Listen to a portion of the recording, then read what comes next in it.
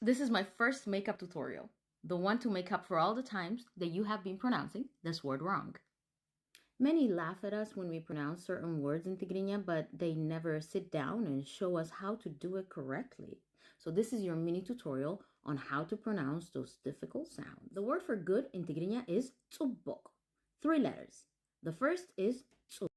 To make this sound, you have to push the tip of your tongue against the back of the top of your teeth and slightly blow some air while you push. These 2 letters put together and push some air. The second part is bu. And sometimes the u part is pronounced lightly, so it's more like a bu, bu, bu. So, bu. The third letter is k.